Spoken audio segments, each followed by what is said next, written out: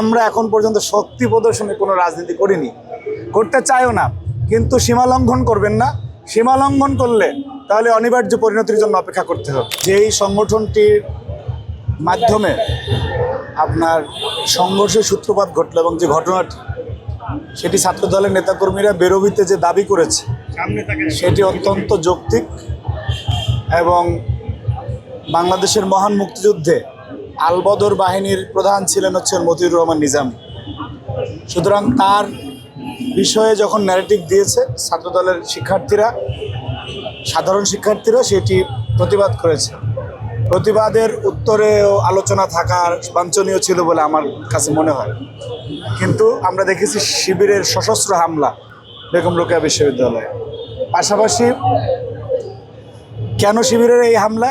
আপনি শিবিরের যে সূচনা লগ্ন থেকে আজকে পর্যন্ত দেখবেন যে স্বাধীনতা পরবর্তী সময় তারা ইসলামী ছাত্র শিবির নামে যে পথ চলা শুরু করেছে, তার আগে মূলত তারা ইসলামী ছাত্র সংঘের ছিল এবং যে ইসলামী ছাত্র সংঘ মহান মুক্তিযুদ্ধে আলবদর আল শামস এই নামে বাংলাদেশে এই আধা সামরিক বাহিনী আলবদর ছিল, তার নেতা ছিলেন মীর কাশেম আলী, যিনি পরবর্তীতে ইসলামী ছাত্র শিবিরের প্রতিষ্ঠাতা সভাপতি। সুতরাং তাদের ইতিহাস বাংলাদেশের বিরুদ্ধের ইতিহাস এবং বাংলাদেশের পথ চলা থেকে শুরু করে আজকে পর্যন্ত তারা, আমরা দেখেছি যে ইসলামী শব্দটা তাদের নামের সাথে, কিন্তু যেখানে তাদের একটু অবস্থান ভালো অপেক্ষাকৃত অন্য ক্যাম্পাসের চেয়ে, সেইখানে তাদের চরিত্র ফুটে ওঠে।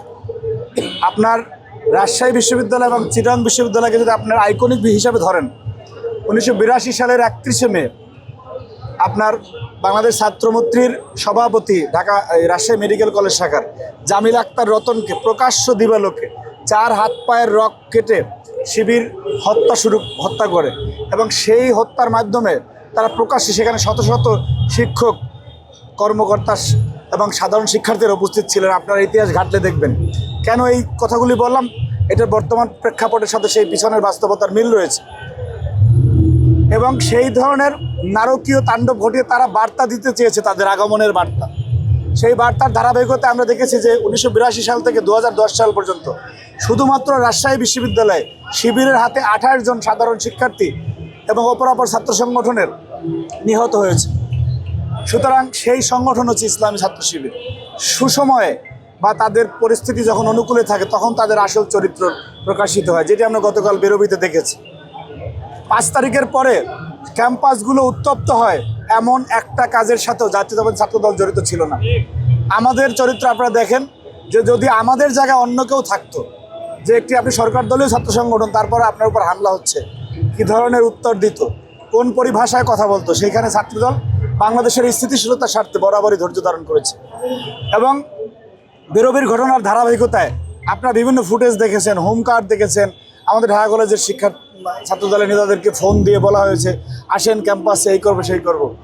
এইটা আমার কাছে স্পষ্টতই মনে হচ্ছে বাংলাদেশের ইতিহাসের বাঁকে বাঁকে যেই জামায়াত ইসলামী এবং ইসলামী ছাত্র শিবির, যারা সবসময় একটি মাৎসনয় পরিস্থিতি, বাংলা পরিভাষা যাকে বলে যে মাৎসনয়, এবং সেটা হচ্ছে মানে একটা এই পরিস্থিতি তৈরি করা, অস্থিতিশীল পরিস্থিতি তৈরি করা, যাতে সুযোগ সন্ধানীরা বা একটা ওদের যে এজেন্ডা, ওরা তো এখন পর্যন্ত বাংলাদেশে যে এজেন্ডা বাস্তবায়ন করতে সেটা করতে পারে না।